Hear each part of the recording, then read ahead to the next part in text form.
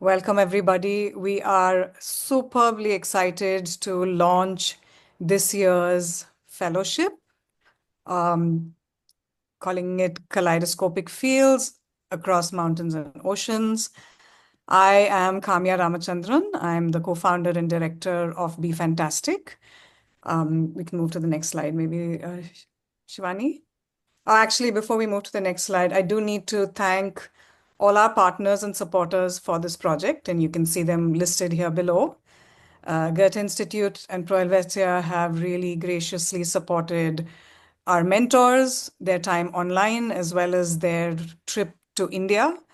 Archie Association in Ladakh, who's supporting our fellowship in Ladakh. Ajaibghar mentors in India. Jaaga TCS Research also with mentors. Unbox at Goa with both mentorship as well as space. And Bangalore Creative Circus in Bangalore, our space partners as well as some content. So we're deeply excited to kind of pull everybody together and get into the details of what our fellowship's about. Just for a quick agenda of what we'll do today, I will quickly describe the fellowship, and then we will go into presentations by our mentors.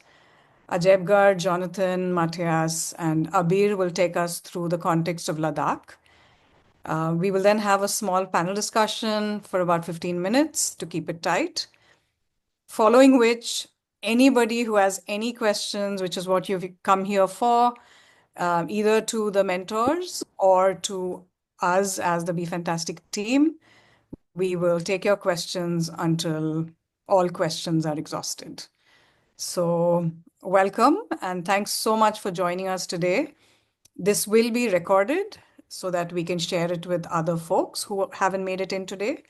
So with that, I move on to letting you know a little bit about BeFantastic and who we are. We started off as a festival in 2017 in this really exciting space of bringing art and technology together. Since then, we have also really focused on not just showcasing art and tech through a festival, but really investing time, energy, and a lot of love in making and creating, which means bringing artists, technologists, researchers, enthusiasts together to make something together. And that's what this fellowship is all about. We can go to the next slide. And this, of course, is a Future Fantastic, which was our last festival in March of 23. And it has inspired us to just keep doing more of what we do. It was also about climate change. It also dealt with art and tech. And here's to more of that. Kaleidoscopic Fields itself is intended to be a slow burn, almost year-long effort. It keeps in mind people who have other lives. So we've really tried to accommodate a post-work plug-in to a fellowship like this. You will work with people not from your background, not from your geography. And so really diverse thought and action is what we're excited by. Peer exchange and working with mentors as well. And this time for us, it's super exciting that we're not online only like we have been since 2020, of course, through COVID. But this time we're going to be in locations, Goa, Ladakh, and Bangalore. So the program has components. We have the convene, which is all our online engagement. We'll have folks from Europe, folks from Ladakh, folks from Bangalore, folks from Goa, but we really would like to build this network of diverse practitioners. So all exchanges online falls under the convene vertical. We have the dialogues where we will, from time to time, curate experts, whether it's from the art tech world or the climate change world, to discuss kind of critical perspectives around the topics that we're engaging in. We will have the Immerse, which is the residency where you get to meet mentors and you get to meet collaborators. You get to interact with local communities and really get deep with the work that you do. We have Forge, and this is really a lot of the work that The mentors will be talking to each other, sharing their work, and part of kind of the selection process. So a lot of the brain work that goes behind making some of these programs happen. And of course, by the end of the year or early next year, when you have really good work to show, we hope to manifest showcases in various venues. So that's a little bit about the way our program is going to run. Have mentioned this already, Ladakh, Bangalore, and Goa. We look at different ecosystems with different challenges that each of these contexts present. And here's a quick view of the timeline, which you may have already seen. We're in the middle of an open call, which should end on the 2nd of March. We will start announcing results by the beginning of April. Through 14th of April to the 30th of May for 1.5 months, 2 weeks each per location, you will have the online convene. Bangalore, 21 April to 2nd May, Goa, 5th May to 16th May, Ladakh, 19th May to 30th May. And that's where you'll have mentors dealing with each location, people who are going to be going to each location, doing masterclasses. We then follow that with collaborations and proposals, and some mentorship and advice through the proposal making phase. By 30th of June, proposals should be received by us. By the middle of July, we hope to give you a response on which immerse residency location you have applied for, whether kind of your project makes the cut and you get the spot there.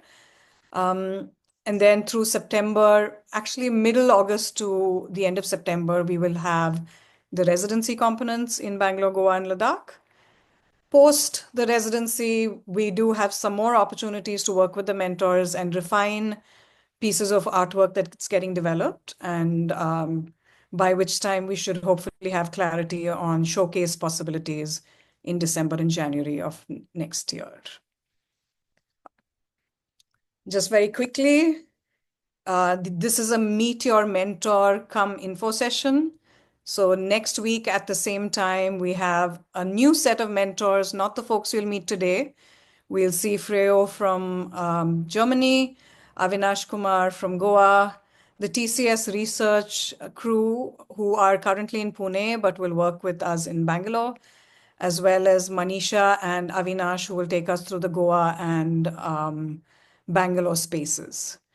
But today, we have the first of our dialogue sessions with our mentors gathered here. We have Nanditi from Ajaibghar, Matthias from Germany, Jonathan from Switzerland, and Abir from from Ladakh, but I guess a pan-Indian from Ladakh. So yeah, without further ado, I will hand it off to each of these mentors. Please save your questions, write them down in the chat if you feel like you're going to forget. But please save your questions, and we would love to answer them at the end of this session. So quickly pulling in Nanditi. Nanditi is part of a duo called Ajaibghar. I will let her introduce a lot more of the work that they do. They are trailblazers when it comes to art and tech in India. And we've been fortunate enough to work with Nanditi and Ambika, her partner, over the last 4 years, keeping in touch with the work they do. And we're really grateful to have them as leading women mentors in this area. So Nanditi, I hand it off to you. Thank you, Kamya. Very excited to be part of the fellowship and welcome everybody. I see a lot of familiar faces, which is names, which is good to see. I will quickly share my screen and take you through the work that we do and how it may flow into the fellowship. Can you guys see this screen with a bunch of salad images? Yeah, Yes. okay. So very quickly, Computational Mama and I run a creative tech studio called Ajaibghar, which works at the intersection of art, culture, tech, and design. We have an intersectional practice which has certain guiding principles within the tech, art, and culture space. And one of the core principles is that we like to look at tech not as a separate discipline, but as a friendly tool that can facilitate playful, experimental, meaningful, and participatory cultural storytelling and creative expression and community building. Um, and very quickly, the main areas of work that we have are creative coding, generative art, text, and music, live coding as performance. We build experimental web experiences for museums and artists. We do a lot of capacity building in tech art through some of our workshop modules.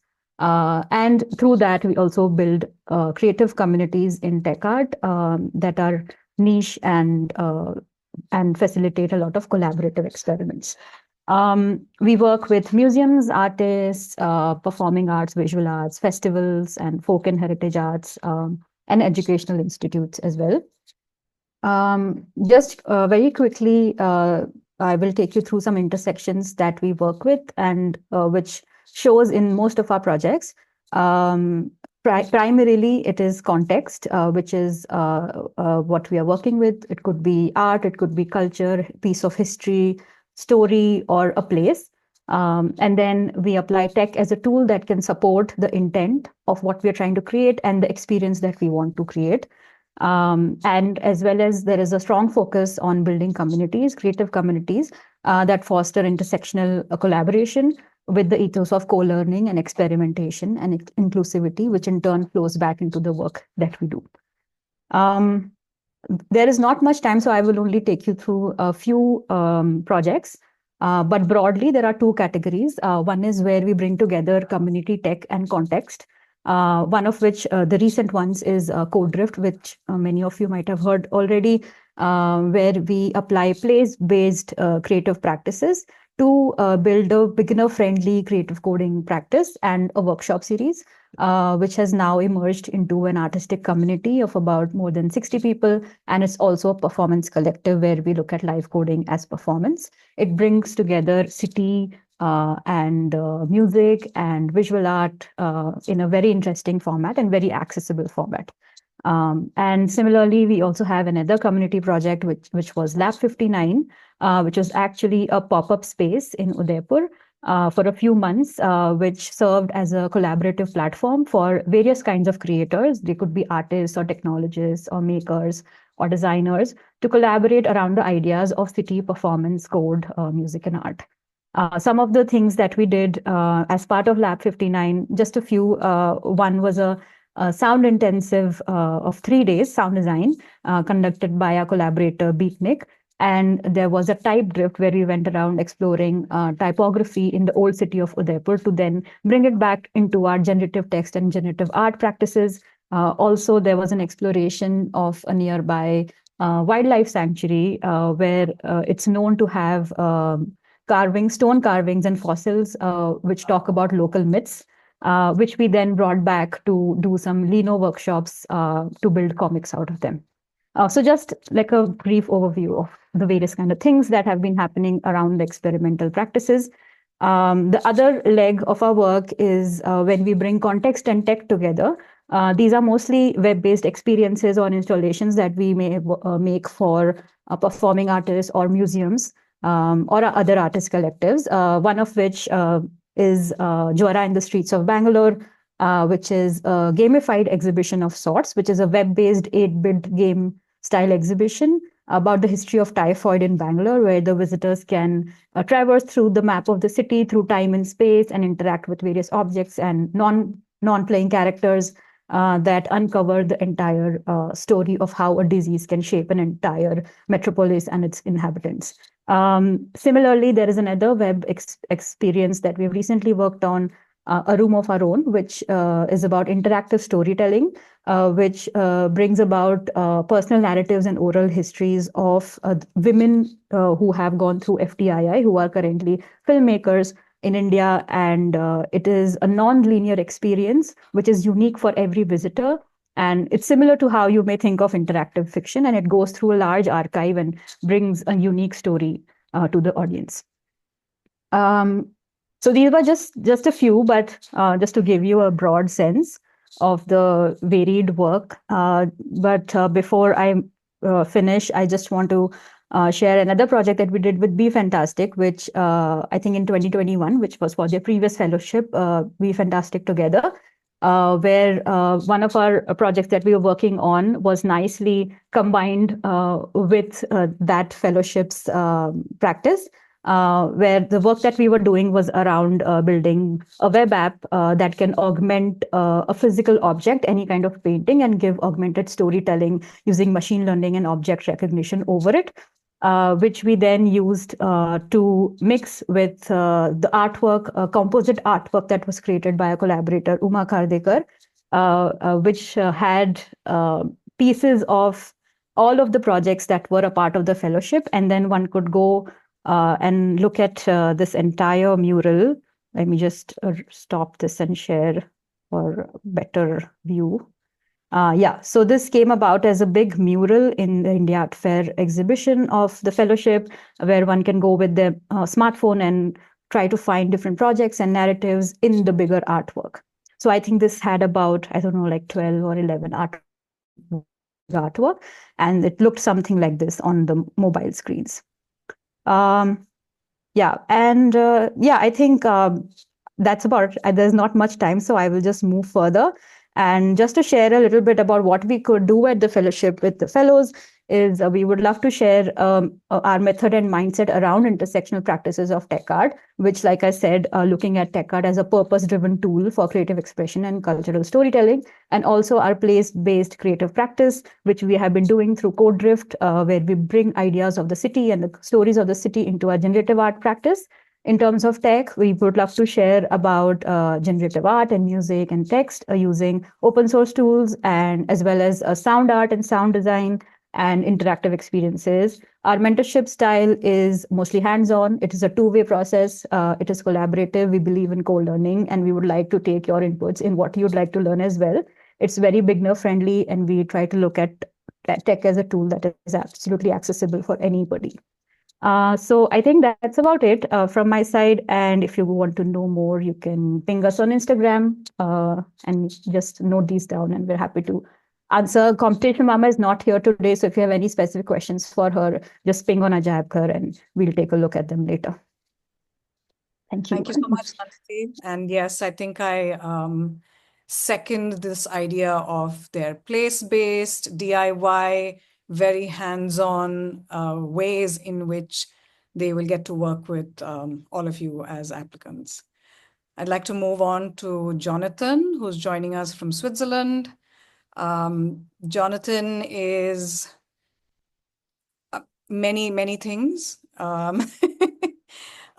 Performer, light artist, and more recently, a DIY tech, and more recently runs an AI art festival in Switzerland, and has even created like a dancing AI robot. And he will tell you more about his life, but we can't wait to have Jonathan amidst us and guiding some of the works. We really like how he thinks. Go ahead, Jonathan. Thanks for the lovely introduction. Let me share my screen. Here we go. Okay, so is that good? Can you see this? Yes, we can. Okay, so I'm going to jump right into the doing stuff, because that's what I'm interested in. I'm interested in doing much more than actually showing or documenting. I'm really interested in the moment where we make prototypes, iterate on prototypes, think about what they mean, and discover what the object that we're building becomes as we build it. So it's very, my approach is very, I guess, hands-on and very much, iterative, I guess is the word. This is Dai. Dai here is a performance artist robot that we built in 2017 for an exhibition at the Tingley Museum in Switzerland. The idea was, I mean, it was early days of AI, and my brother's an AI engineer, and we were discussing what that meant and what we could do with it. And then suddenly there was this 60 years of retrospective of Swiss performance art, and I was asked to do something for it. And I said, I'd be more interested in thinking 60 years into the future, imagining what performance art has become, then looking back from that hypothetical point to figure out, what the starting point would be and build that. And this is what we came up with. This is Dai. Dai is this is Dai in Bangalore, actually. So you can see it's basically a cube full of electronics, sensors, captures. Started off with a Raspberry Pi and ended up with some Jetson Nanos, running an actor-critic model, which was learning to move, basically. So it has all these possibilities of movements. The cube can move along the axis. The wheels are omnidirectional. It can flip over. It can figure out where it is in space, and it can basically learn to move, learn what its choreographic movements are. We got really interested. I'm going to go quickly, okay? Then we can talk about these any other time. But this is Dai. This is Dai's point of view from one of the cameras. Here, this is Tim, the AI engineer, who's explaining multimodal AI to us like years before it became a topic. This is like 2020. And basically, this is how it works. As an actor, a critic, actions, Dai in the environment, information from sensors. And it's just basically trying stuff out, having an evaluation from its critic side, and learning to figuring out that this is good and bad. We can talk more in detail about this. I don't want to go too much into detail. This is kind of fun. This is Dai moving from its camera's point of view, from 4 of its cameras. It has 8 cameras, and you can see some of the debugging code running on one side. So I mean, it's a very, it's very DIY tech, right? I mean, the whole thing is on quite a tight budget, and it's all built, like we built everything ourselves in this particular thing. As we toured Dai, this is our workshop. As we toured Dai, we encountered lots of people who were talking about, and we were talking about AI too and how it's going to affect society. And it seems that anybody who wasn't involved in tech felt they couldn't be a part of the conversation. And I was talking to Laura from the Impactia Foundation, and we had the same kind of idea that everybody needed to be involved from all levels of society, all fields of society. So we co-founded the AI Art Festival, where we invited artists from around the world and thinkers, philosophers, anthropologists to all get together and talk about AI and how it's affecting society, and then do artwork around the idea. So not necessarily technological artwork, so analog artwork, some video installations as well. Basically here you can see is a South African artist, Kondiswa James, who actually did a performative installation where she was drawing a parallel in between how democracy arrived into South Africa and how AI tech is arriving into South Africa, and the same cultural communities are being ignored and another part of the conversation. Actually, it's worse. They're not just not a part of the conversation, they don't even know that there is a conversation happening about it. And it was the same for democracy, and she drew this parallel. So this was the kind of thing that we were doing. The themes were basically our relationships with non-human entities, because we thought it was interesting that through the idea that AIs were the first tools that you could collaborate with. Oh, that's my phone telling me I've talked too much almost. So we thought it was interesting to examine what it also meant to how we interact with other non-human entities, like, mushrooms. So we did something with mushrooms. This is one of the artists who's working on how we interact with root knowledge systems. This is live clay from a river, which has imprints of vegetation on it. It's quite a beautiful piece of work, I find. So, basically, I'm interested in tech, DIY tech very much, but I'm also interested in the questions around it and the artwork that can express these things. So, it's broader than just tech art, I'd say, in that way. This is some other stuff. This is other type. This is actually a light plastic sculpture. Basically, it's a lot of light, which melts plastic, and it rains down from this crane that I built for an installation at one point. Let me just click through. It's quite interesting. It was meant to be ugly. Like, I wanted it to melt plastic and become ugly. And as it melted the plastic, it actually was really quite beautiful. So, I guess, one of the mishaps of, when you work with things and discover what they become. So, I mean, instead of being this ugly expression of petrol and petrol-derived products and it melting through the light, it just became something that you could just sit by and watch for hours. And Lovely. this is it in a performance space. It's actually here you can kind of see it raining down.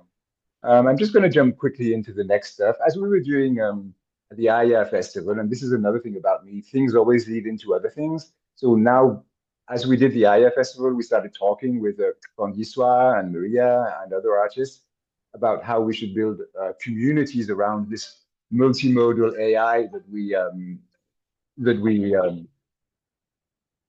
sorry, that we designed for the thing, which is called Chimère. Chimère basically is a chatbot that we built in 2021. Sorry, that was a bad idea. See, this is my phone saying, no, John, stop now. So I'm going to stop soon. Chimère basically is a multimodal AI that you can chat with actually on Discord. But there's also a web interface that we've been building. And we built community, and we had met communities around the world with Chimera. So now we've been incorporating their data sets into shaping this multimodal art collaborator AI. Here's the chat of what it could look like. Basically, Chimera has agentivity to decide when to generate images, which sometimes interesting, sometimes not so. Sounds, which are sometimes weird. Can you hear the sounds actually? No, probably not. Or music. Yeah, so we made communities around this project, and now we have these communities who are building data sets of how they want to be represented in AI, in this multimodal AI. Yeah, so there's lots of stuff. I mean, I'm not sure. I think I've done my time. Basically, you can see I'm messy as a person. I'm messy in presentations. I'm not really interested in corporate identities or proper slideshows and things like this. I'm more interested in conversations, in doing stuff together, in taking soldering irons and electronics and building something and thinking about what it means and trying to figure out what we're trying to say with these objects. But that's me. I guess my mentoring style, I mean, I don't even like the word mentor, to be honest. I think my collaborative style is to just jump in and do stuff together and see how in conversation we can co-create things and spaces and experiences. Yeah, that'll be all. Super. Thank you so much, Jonathan. And I know the time allocated to each of you is absolute injustice to the fabulous worlds you come from. But I think that's the point of today, that we whet appetites and we have people coming in to really participate in our program, because oof, I'm getting tingles in my stomach just thinking of what can come forth. So with that, I bring on Matthias Einhoff from Berlin. Matthias runs in Berlin a really interesting organization that has its urban name there, Center for Art and Urbanistics in English. But Correct. it is really what BeFantastic was incubated under Jaaga in Bangalore. And the ethos of Jaaga is just really similar to the ethos of ZKU. And I have to say that Matthias came to Jaaga in Bangalore in 2010, maybe, as one of our first residents in Bangalore. And we're so excited to have him back once again after a really long time. It's a totally different monster called Bangalore, Matthias. It's not the same 2010 Bangalore that you will see, but that's the best of many Indian cities. But with that, Matthias, please tell us more about your world. Absolutely. Thank you so much for having me here. And yeah, I'm just going to share with all of you what we're doing. And give me a sec. Just sharing my screen. I hope you can see a little bit. So Yeah, I'm Matthias. I'm really excited to also come back to Bangalore more than 13 years later. And I'm working in Berlin at the Center for Arts and Urbanistics, which is a local community and arts center that is concerned with the development of the city and making cities better, generally speaking. And therefore, we have a very interesting building, which is a former cargo station in which we work, which is located at a very interesting mobility hub where the local harbor is just behind our building. All the circular line is going by, and we have a really diverse residential neighborhood. And we claim to be connecting global discourse with local practice. This is sort of our main claim that we have at ZKU. And in order to do that, we use our space, which is divided into a residency space and a community space. And the residency space, we have sort of, artists coming from all over the world, bringing in their ideas. And we try to develop with them a local practice for these ideas. And of course, as we all know, community work is, sometimes difficult to convince communities that something is interesting and relevant for them. And therefore, we've developed a kind of multitude of different formats that attract the local community to come to our space. And we experiment a lot and sort of force them into bearing with the experiments that we're doing by trapping them into our house, giving them an easy access and then making it really complicated. And I just wanted to give you an idea what the methods of ZKU are, how we do this, before I dive into sort of the details of the mentorship, or I also prefer our collaboration.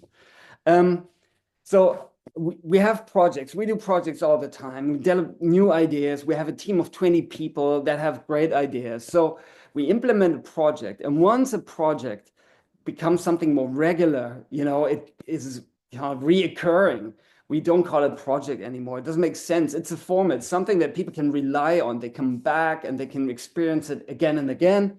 And once a format sort of has been adapted by the local community, then we go ahead and we call it a ritual. So what we're trying essentially to do is to establish new rituals for societies, to develop new forms of cultural interaction for people, and to create a space where communities can sort of develop new rituals.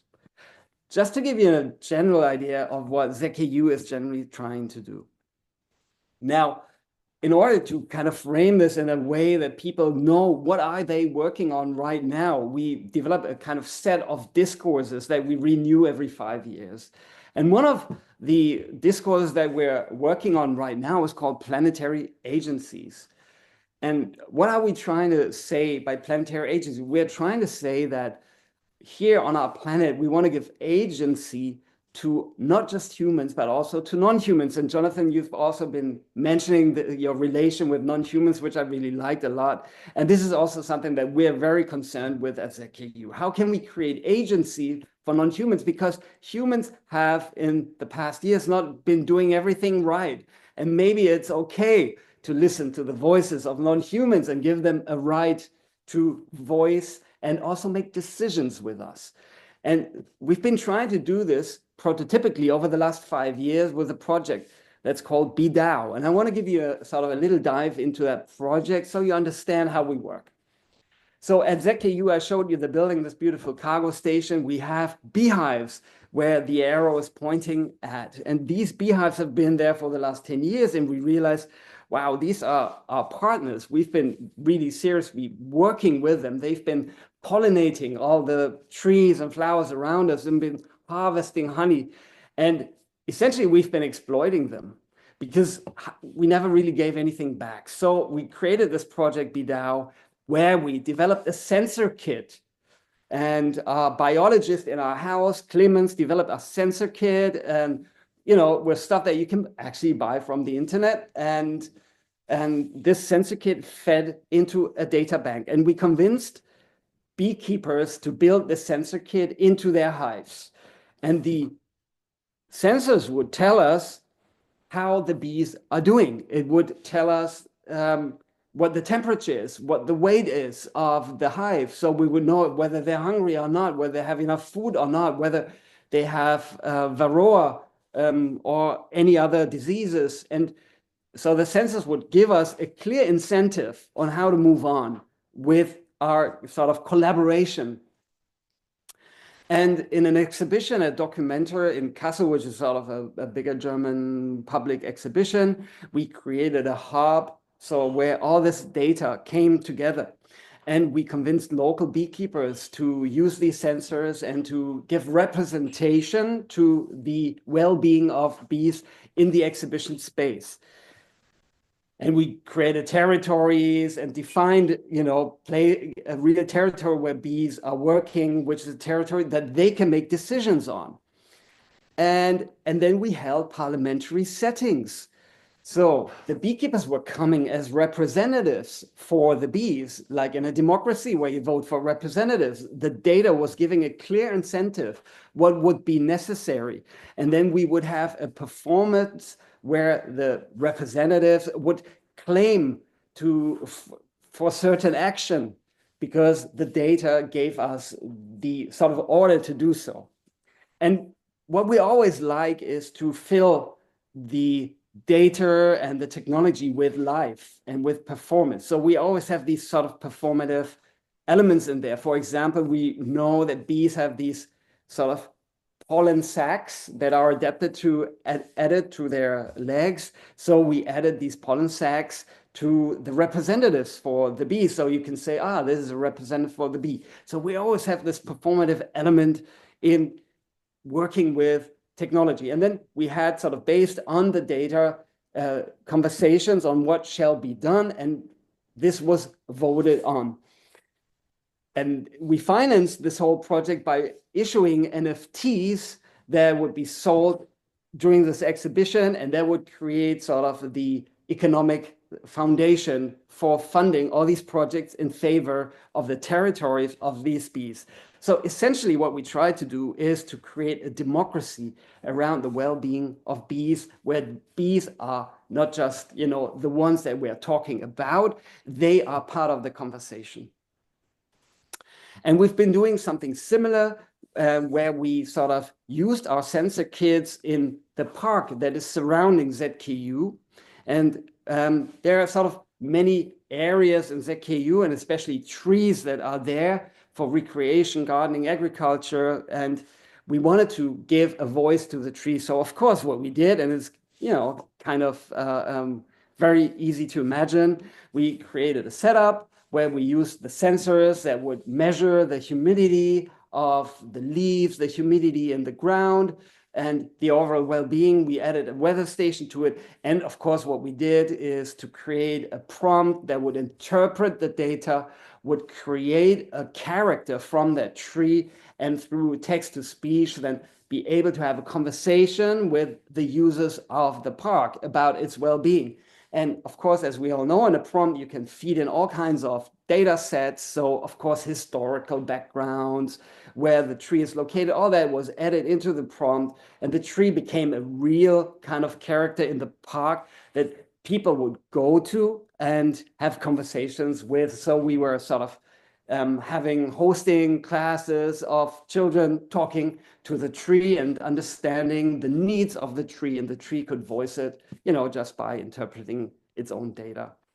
So these are things that we've been doing at ZKU, and in my mentorship, I want to take you onto that journey and of our approach, which is not solely technology centered. It is also about the fantasy, stuff that you can do, critically do, that you can positively do with technology, and to real a fantasy about it. Because at the end of the day, for me personally, prompting has made my life really easy, but it's really about the idea. What do you want to prompt? What idea do you want to push forward? And this is what I want to be working on with you, and our team wants to be working on with you. So we'll give you an introduction into sort of how we feel technology can be a connector of art and social engagement. And I want to give you insight into the conceptual backgrounds. I gave you a little one just a few seconds ago. And I want to explore with you how we use sensor kits and also blockchain technology to give reliability through non-humans to make, whatever we do reliable. And essentially, I want to discuss a conceptual idea and finally build with you sensor kits that this was one of our ideas that would measure, because I remember from 13 years ago, the air at Double Road was not so good. And there's a really easy to build sensor kit that can measure the dust. And I would like to discuss with you how we can make air speak and speak for itself and tell you how air is doing. So yeah, be happy to be working with you. Looking forward. Thank you so much, Matthias. Well, the bee that's hovering around in the back of our screen is not by mistake. We have been deeply inspired by your stories. And I have to say that we have uncovered an entire gamut of people in Bangalore who are super excited about bees. And India is one of the few places on the earth that has more than 7 species of bees. So thanks to your prompt, we have gone in and not spoken to AI, but spoken to real people and Whoa. scientists and biologists. And so we've assembled a whole bunch of people talking about pollination in Bangalore as well. So thanks so much I mean, really, and I think Jonathan, Matthias, all of you make that point of mentorship is as much about learning as it is about, giving. And so thank you for making that statement clear. With this, I will move on quickly to Abir. Abir is from Archie Association in Ladakh, and you have the link on the chat. But Abir has been a really well-aligned, enthusiastic partner, and it's just been fabulous kind of talking to people across the screen to align them for this project where there's lots of head nods in the positive and you don't have to work too hard to explain yourself and where you come from and where we're headed with this project. So Abir, I'm really happy to be partnering with you and Archie Association and the fabulous context and community of Ladakh. So please help us understand Pale House, Ladakh, and where you come from. Sure. Thank you, Kamya. I hope I'm audible to everyone. Yeah. Yes. I'll just quickly share a screen. I hope this is visible to everybody. So what I'm going to do very briefly in the time that I have is run you through a couple of pages, a couple of sections of our website. The link is there on the chat for you to open it and explore later. So to begin with, the Archie Association was established in the late 1990s. It was strangely enough, not really strangely enough, made of primarily German and Swiss conservators. Our patron, the person who started this organization, is of Swiss-Italian origin. His name is Mr. Eduardo Zentner. He lives in Zurich. And about a decade ago, I had a conversation with him sitting in Delhi where he said that there is a kind of way forward that we have to think about for Archie Association, because for the first 12 years, it was working with conservators, geologists, researchers, architects coming all the way from Europe and doing all the work.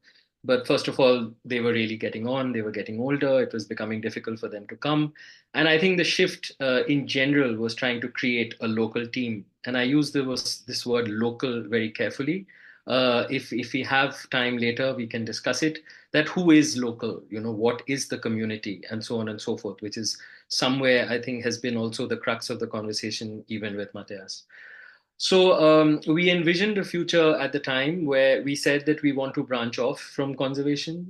We were mandated to work with a particular period of architectural and art history in Ladakh between the 12th and the 16th century, which is broadly called the Grigung Kagyu period in art. But we said that we want to go beyond it. We want to work in secular spaces. We want to work in non-Rigung structures. We want to spread across the landscape. And if you actually click on this section, which is conservation projects, you will get an idea of the kind of projects that we've done in the last couple of years, in the last decade, that is. So we've done multiple projects in the same site. We've also done projects in Kargil, in Nubra, in Changthang, in all across all the different sections. We've gotten into education outreach, we've created textbooks and so on and so forth. But as a focus for today, and in terms of a vision, there's one project that I would like to draw your attention to. Incidentally, this was also funded entirely by the German Embassy in India. It's a little building in the main bazaar in Leh. It is probably the only object conservation studio in the entire Himalayas, and it is run by a Muslim Ladakhi girl called Noor Jahan Chunka, who happens to be the goalkeeper of the Indian national ice hockey team. So this is just to kind of give you a sense of the diversity of the people that we work with. More details in the section on teams. But going back, the real vision that we are talking about is currently being executed in this tiny little peasant house called Pale House. That's the image over here.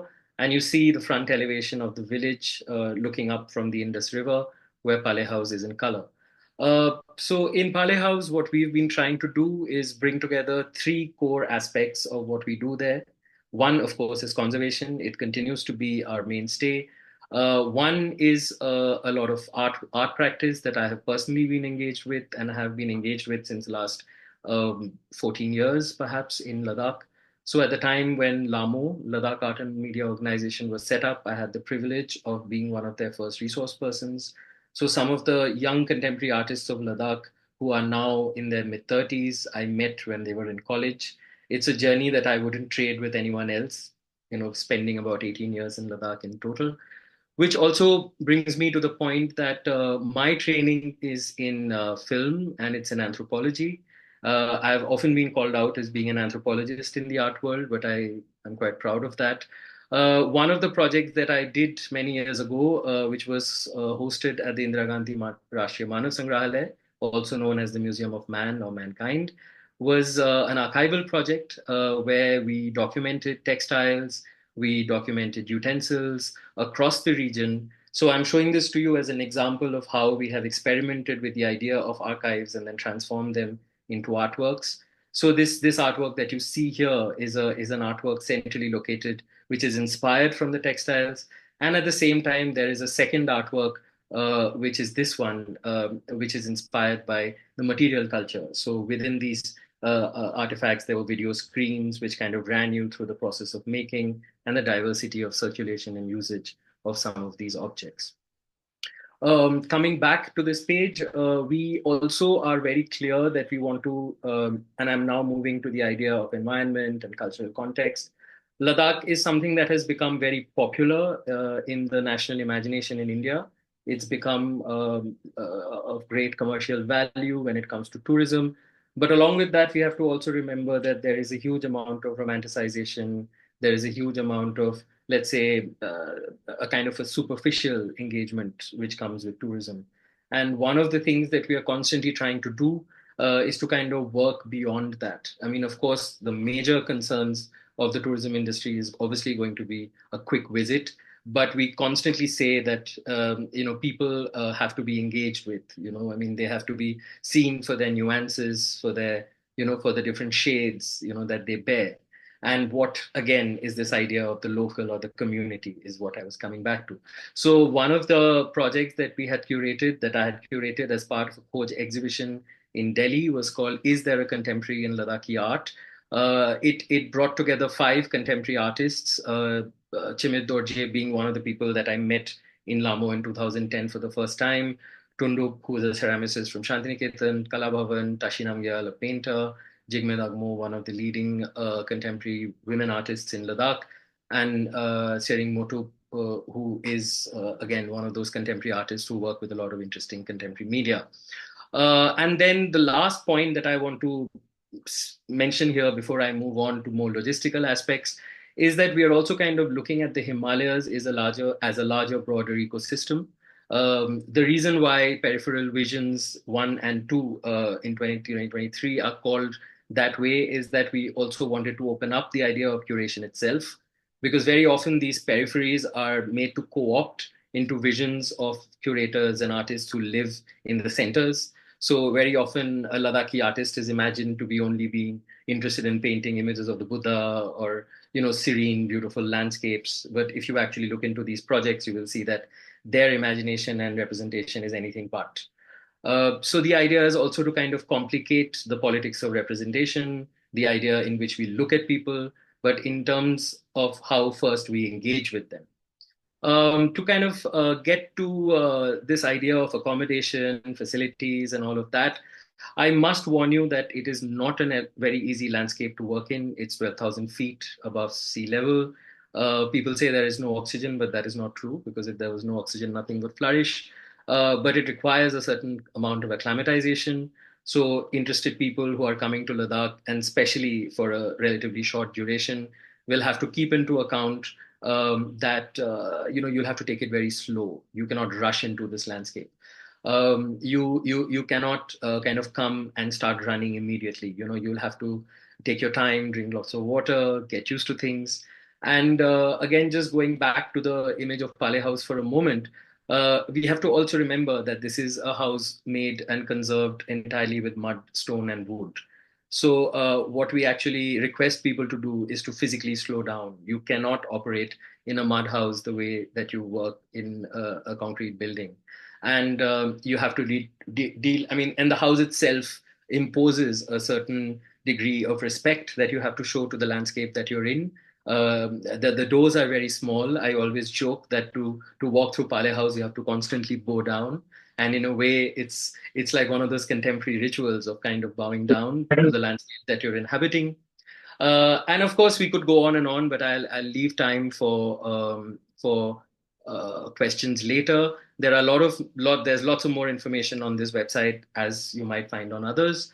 But I really look forward to providing quite a complex, because I have about 18 years of research experience in the landscape. My personal research is based on the Islamic communities. There is this homogenous idea that Ladakh is a Buddhist region, which is absolutely not true. They have a massive community of Shias and Sunnis and Nurbak Shias. So we can talk about that if you like, if that is interesting. And facilities, yes. One of the last things, which is not a joke, but I want to mention is, and I think this is mostly for the mentors and the one or two residents who will come in, is that we use a dry toilet. So that has its own dynamics, which we will discuss if you are chosen to come there. Thank you. Thank you, Abir. Yeah, I think what you are trying to do in terms of shifting the gaze is something that we are trying to do as well. So let's see how it pans out and who is ready to jump onto that journey with us. So with that, our presentation component comes to an end. I will open this conversation up to our presenters for the next 10 minutes or so. And I guess the idea really is to tie all your practices with the intent of this fellowship. And so I have a couple of questions, and I will throw that open to whoever wants to answer it. But I guess the key is all of you work with technology in some capacity. And when we at BeFantastic say tech art, it is really with the idea of expanding the field of possibilities.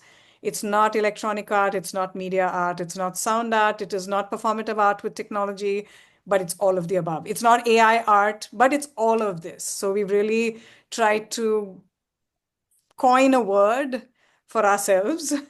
And I think if we use it often enough, it becomes a word. We were told in 2020 that's not even a word. What are you saying? But we really don't know what else to say. And so I guess the first question to open up with is, why tech art? Why do you use this? Why do you work with this? Why are you excited about it? Why do you come back to art and technology? If we can keep like a succinct, quick conversation between us.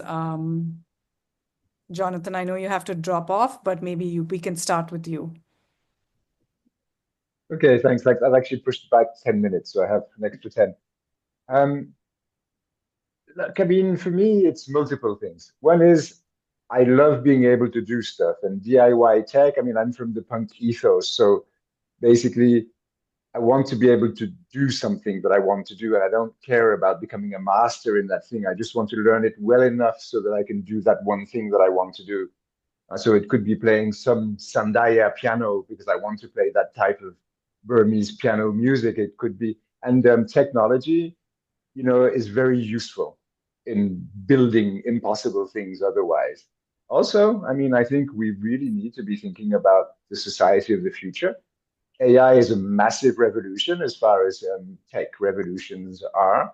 And it's an opportunity. It's an opportunity to rethink everything. And if we don't, basically we're done because it's also an opportunity for the people who want to, widen the gap in between the rich and the poor, who want to make more money and I feel like we need to absolutely be questioning this, and arts is the place to do it. Super. So tech is a tool for you, and tech is really also a place to unpack and understand the critical nature of a tech-driven society.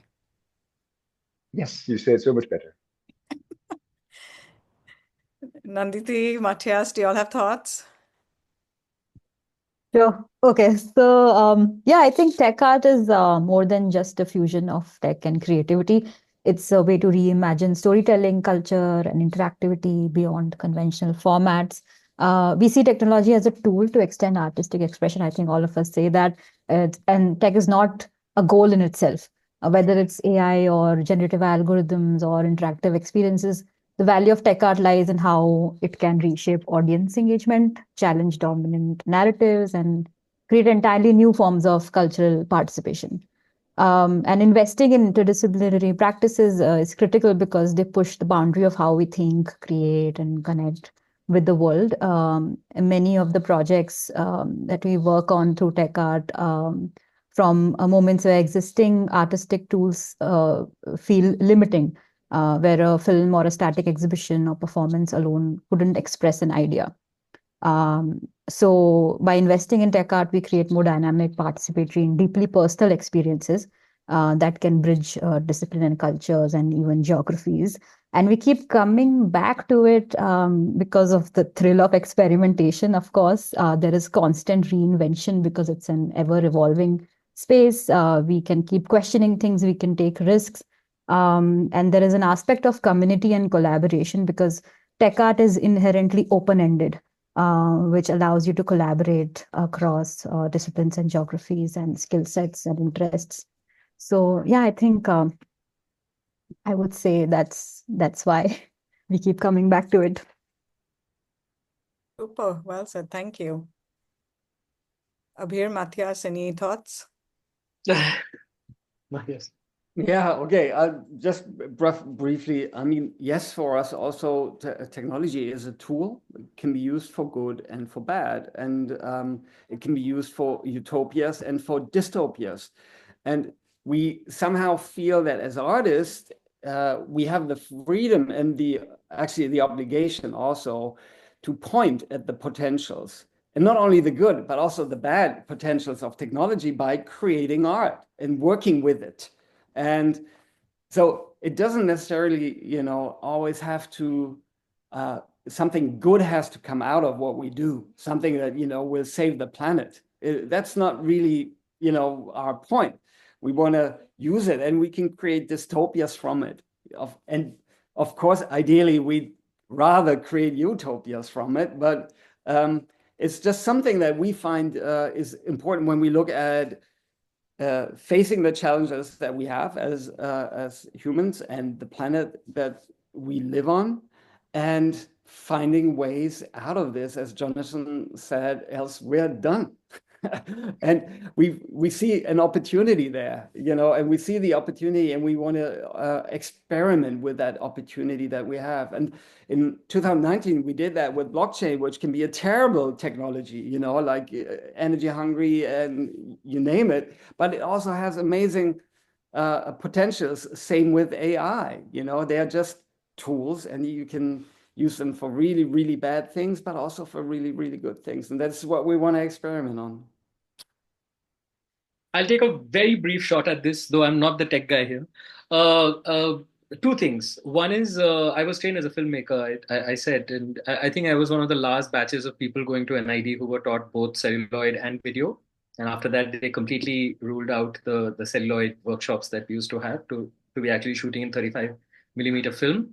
So one of the first things that I register when it comes to technology is how quickly it changes and how it's constantly evolving and how complex it is. And in some ways, how access to that technology is something that we very often don't think of. And I again speak of this from my context in Ladakh. So to give you an example, in 2016, when we were told that 4G might come to Leh, we couldn't believe it. I remember in 2016, we were doing one of our education programs, and I was standing outside an Airtel tower in the bazaar in Leh and waiting for half an hour because I'd just gotten myself a smartphone, and it took me 15 minutes to download one 330 KB file, because it was a picture that someone had sent me from Delhi. So and that was 2016, But saying this, I'm also trying to make the point that this should not be confused with an idea of primitivism. Technology or technological advance has nothing to do with how advanced people are psychologically and mentally. In fact, if anything, in the last 18 years, I've only seen the minds of the people become narrower and narrower, and their visions become more and more tunnel because everybody is just looking at their phones and not having conversation with the person next to them. So I also wanted to bring this aspect out because yes, while we are working with technology, we should also remember what technology is or what it means to a lot of people like us. And also to kind of break that barrier between ideas of us and them. I mean, Ladakh today cannot be imagined without technology. You can go off any trail and you know that Google Earth will bring you back or Google Maps will bring you back to the highway.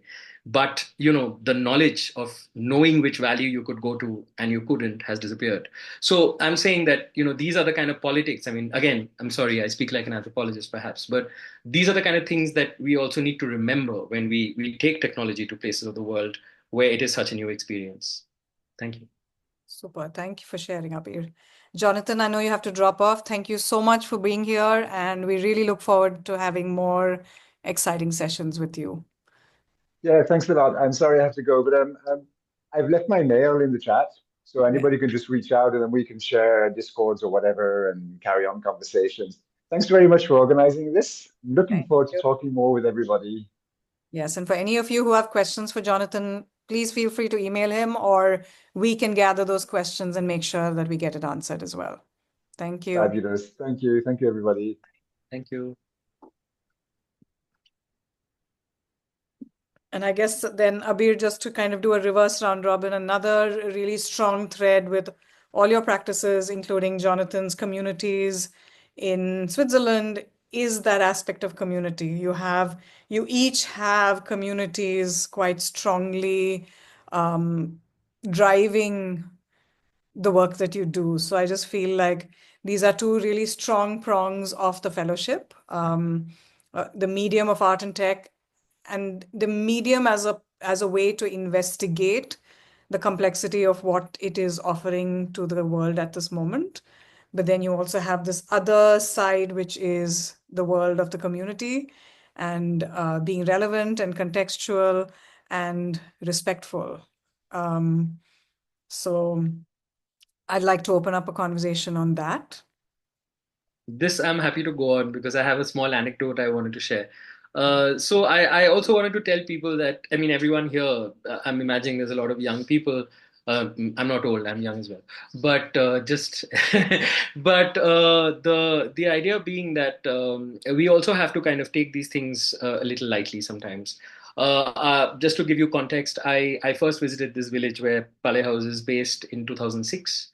And in 2020, during the pandemic, when I was in Ladakh, staying with a friend for almost 2.5 years, I would actually cross Pale House every afternoon while we went down for a swim in the river.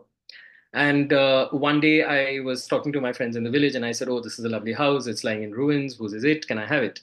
And by the afternoon, I met the lady who owns the house. It turned out that she knew me already. And she said, "What do you want to do?" I said, "I don't know, but maybe build an office, a guest house, an art center." She said, "Listen, as long as you don't bring in tourists and they don't make this place too noisy, I'm okay. You can have it." So that was my conversation. That was all the conversation that I had before I started the project. But at the same time, I must tell you that when something does go wrong, I also get to bear the brunt of most of their criticism, because they will come and tell me things that, which really then, they jab you. So what I'm kind of trying to say is that, see, there's an element of familiarity, there is an element of research, there is an element of engagement, there is an element of ethnography. These are all different words that we use to try and engage with subject, to create research, to kind of create material that we use. But I think one of the most important things that we have to remember is that what cuts across all of this is an idea of humanity. We have to engage with people for who they are, for the value systems that they represent. And more important than anything, I think in art, one of the most powerful things that comes out is the kind of positive or the kind of critical, whatever. It's the kind of message that we give out. So again, to just give you an example, last year we had set up. So one of the residencies that we are going to continue this year and is running is called Paymakers. It's the idea was to kind of bring together practitioners from the outside of Ladakh and Ladakhi artists, because yes, contemporary art in Ladakh is very new. I mean, some of the most senior contemporary artists in Ladakh are probably in their mid-30s, and the ones who are in college or the ones who are in, just in the early years of their practice need to engage and have these conversations with people around the world. That's what we are trying to do. But having said that, last point, that how do we really define the community? Is it just ethnographic? Is it just linguistic? We had a workshop in our village in the first year where there was a Nepalese artist called Subhash Tamang and Sering Motop, whose picture I showed you.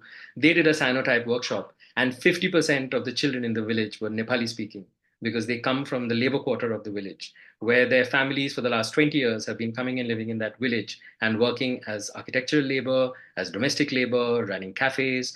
So, the idea of homogeneity, the idea of purity, the idea of race, these are kind of things that we are constantly challenging when we talk about community. These are mixed experiences, these are hybrid experiences, and hybrid experiences construct some of the most powerful narratives. So rather than looking for the real Ladakhi, let's look for that real humanism that we can work with. Thank you.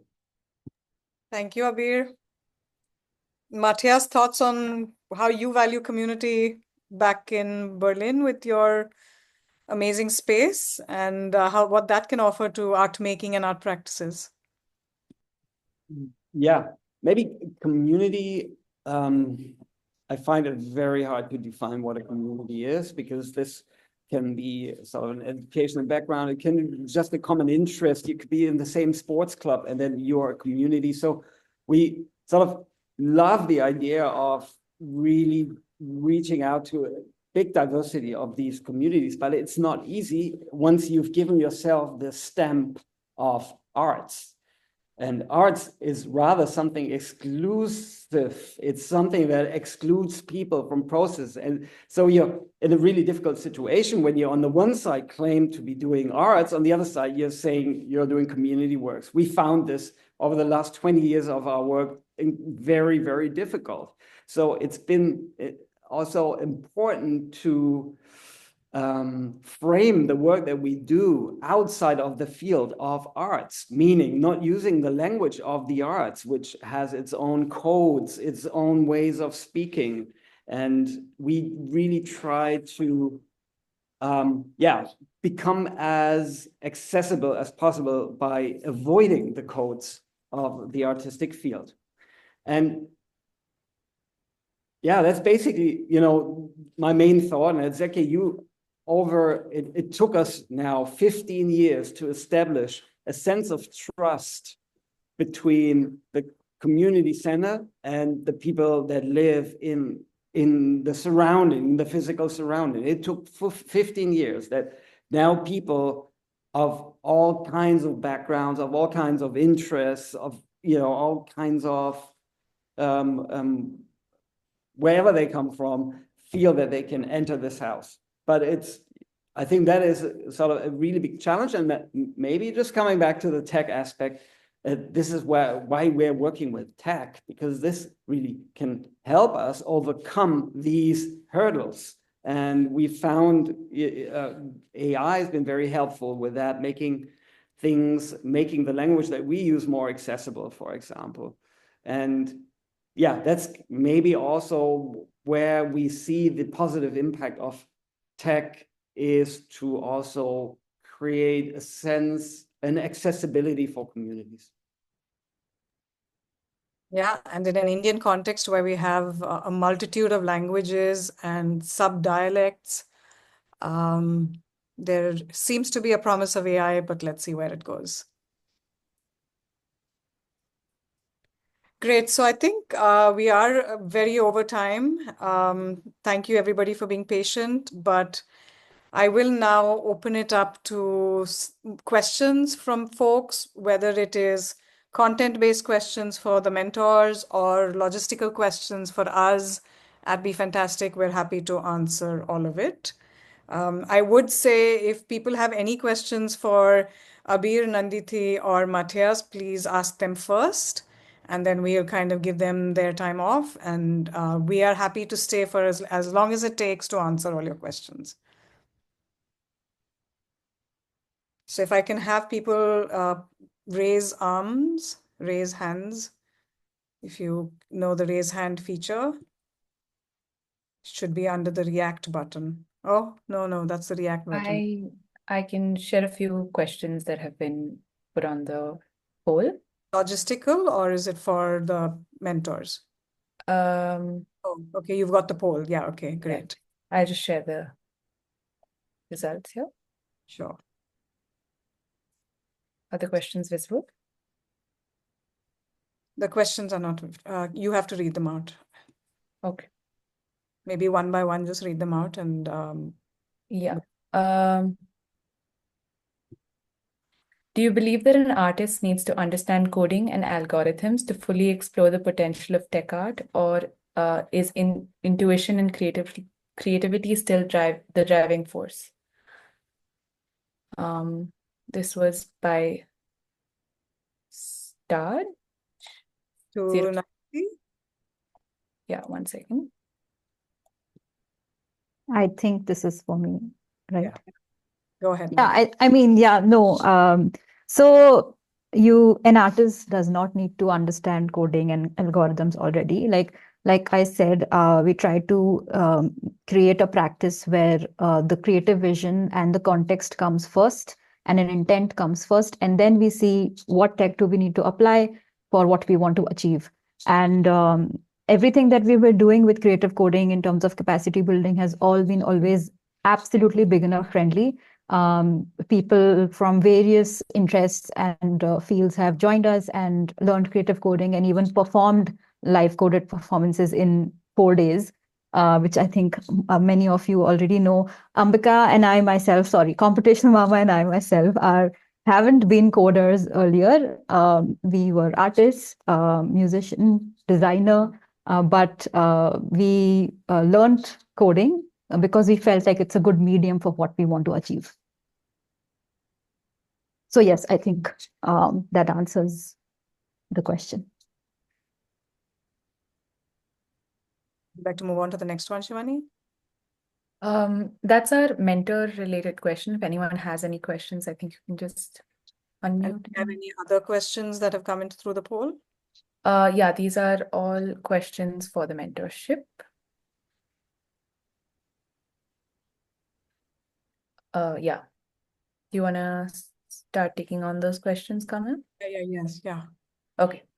How does the fellowship, residency, and final showcase work for collectives? We're a new media duo. Is it a good platform for furthering an ongoing project, or leave room for a new concept to emerge? So we are really happy to bring in collectives. The only thing that we ask you to do is be open to pulling in people into your project. So if you come in and work only as a duo, that might be a little hard. We would really like for this to be a little bit more collaborative in nature.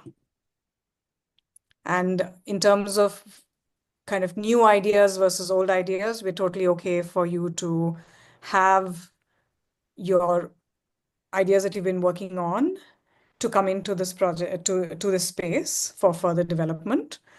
So we're not opposed to old ideas, but of course, we hope that through a collaborative process like this fellowship, whether with peers or whether with mentors, that you will develop further or mature ideas a lot more in order to present it. Does that clarify what you're asking? Can I just have a follow-up question to what you just said? Sure. Yeah. So the way that we're based, I'm currently working on a project in Ladakh through Paley House a little bit. But my question was, my partner lives in Bangalore. So how would that work logistically? I'm not from Ladakh, so I don't live there. But I do intend to be there this summer. And then hopefully, if I can further the project while I'm there, that would be great. Yeah, I mean, it's fine if you're not from Ladakh. I think, Abir, you asked that people have a prior, some kind of knowledge, investment of time, energy, thought into the idea of Ladakh. In all the three contexts, we really ask that people have some context and some history and some engagement with the context. So if you live in Pune and this is your chance to come to Bangalore fully afresh, you may not be the right candidate for a few reasons. Of course, one is carbon miles, and we hope that people close to, in and around Bangalore, in and around Ladakh, in and around Goa will be part of it.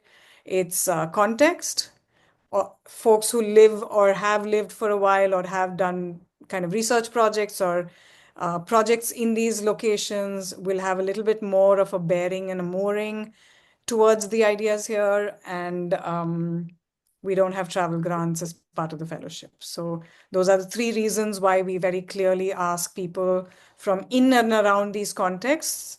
Or you might have lived in Bangalore 5 years ago, you feel like you know it and you want to explore an idea, that's okay, but we cannot travel you or house you in Bangalore. Having said that, in Ladakh, Abir has been gracious enough to host a small set of people, and we can discuss that further if you apply. But yeah, other than Ladakh, the other Goa and Bangalore does not offer travel and accommodation. But Matthias, Nanditi, do you need to drop off? Super. Thank you so much for your time, and we really look forward to working with all of you. This has been a great start for a great conversation to come up, and we really, really hope that mentors as well as our fellows can really continue these amazing conversations that we've seeded and started. Abir, if I can ask you to just hang back for a little bit in case there are more Ladakh logistic questions that come up. Thank you. Thanks, Nanditi. I can be around Thank for another you. 5-6 minutes. Yeah. Thank you, everybody. Just dropping off now. Thanks, Ramya. Thanks, people, for attending. Thank you. Yeah, thank you also Thank from you. my side. And See you see you soon. soon. Go ahead. Any more Ladakh questions while we have Abir with us? No, I think Shreni was the only one. Hi, Shreni, by the way. Yeah, she's been doing some work in Pay. I need to get back to her. Nice. So glad to see you. Okay. Any other questions? Yeah. One question from Monica. Who can participate for the program? Can I apply, not being German, Swiss, or Indian? To be sure, the convene part of the program is online, correct? Yes. Convene part is online, and like we said, we ask you to be in and around these locations in order to apply.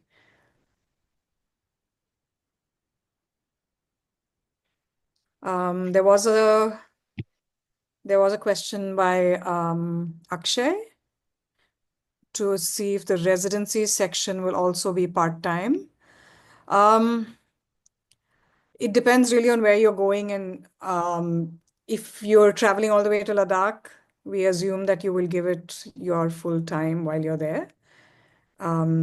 Folks in Bangalore and Goa could continue with their other lives, but again, we will definitely, over 2 weeks, you will have each mentor giving you half-day work sessions, and at least 6 of those. So in the residency components of it, it will be fairly intensive because this is your opportunity to work with mentors and work with your collaborators in really taking projects quite far in that time. So especially if you are interested in showcasing your work at the end of a residency, we would encourage you to really give it your all for that time. Mm.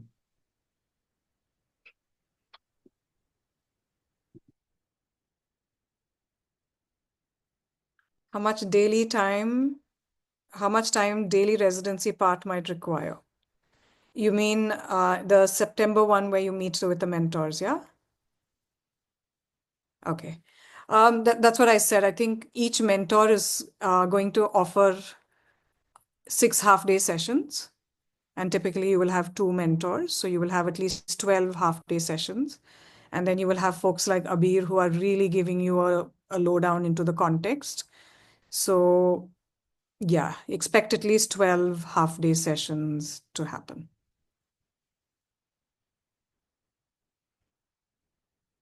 Do you have any other questions, Shivani? Not from the poll. I think people are sending in on the chats. Yes, during the residency, if that's something that you wish to apply towards or like put a proposal for, we would say expect at least 2 weeks of kind of full-time working. We can, depending on the people in the proposal, we haven't yet detailed out that part. We know when our foreign guests are coming in, typically for a 2-week time frame in Bangalore and Goa. I think even in Ladakh, the mentors will come in only for 2 weeks. So we are happy to kind of work with the details of what that entails, but you will have to give at least 14 days of hard working time. Abir, go ahead. Yeah, I mean, I'm familiar with the structure, but just in case I'm out of line, just correct me. But I think the quantifying, the manner in which we are quantifying the time is just indicative. It's also a matter of what you bring through your practice and what you bring through your feedback into the conversations that we have. For me or for us, I mean, see, at the end of the day, this is also to partly go back to the question that Sheni was asking that I don't believe that you can only be Ladakhi or Himalayan to be able to work in that context. I'm not suggesting that for even a moment. But what one needs to really understand, and which is why the structure of this entire program is so fantastic, is that we want to spend that time with you to be able to understand whether it is going to be worth your coming to Ladakh. I mean, I would turn it around, because it's both ways. I mean, this is really, I mean, the challenge is really to say that, where is the connections that we draw. To just give you an example, that Ladakh is going through not the same magnitude, but very, very similar issues that, let's say, Bangalore faces regarding water or regarding traffic. I mean, a traffic jam is a traffic jam, whether you're in the Himalayas or in Nepal, right? So I'm saying that there are ways that one can connect. There are ideas and people that can intersect. So let's also be a little bit more, let's think about it that way, rather than how many days and will I and won't I and so on. Sorry, did I make sense? I don't know. Yeah. No, thank you for that. There's something which says Abir Shelza. Hi, Abir Shelza. I had come to you for museum stories. I found your nudges helpful when I was doing these stories. That's a DM. I also got another question addressed to me. Oh, that's a direct message. Sorry. Yes. Is there an age cap to participating? Is this opportunity open for youth participants? So as you will see in our FAQs, we do ask for 3 to 5 years of experience in a particular domain of expertise. And especially for an interdisciplinary practice, we feel like grounding yourself in one or the other practice is a little bit important. So that's something that we ask for.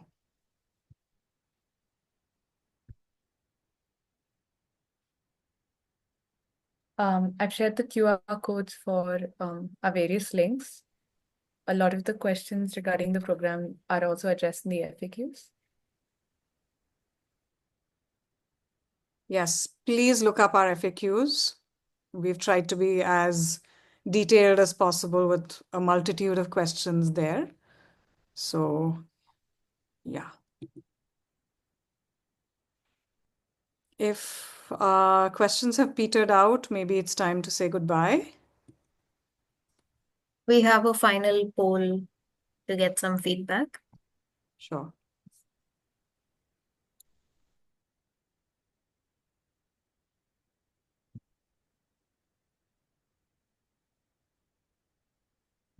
Requesting everyone to quickly fill out this poll, and then I think we can close. Yeah. Thank you. We have somebody from the audience telling us that our email address is wrong.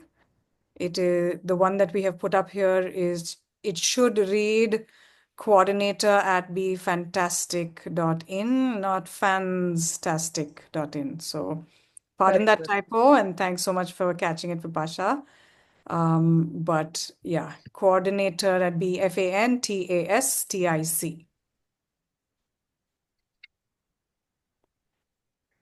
Okay, cool. Thank you, everybody, for joining, and we look forward to reading your applications. So please encourage, we encourage your applications, and please encourage friends who you think will be interested in this to apply as well. And join us next week at the same time, 6:30 p.m. IST, Yes. for our next dialogue.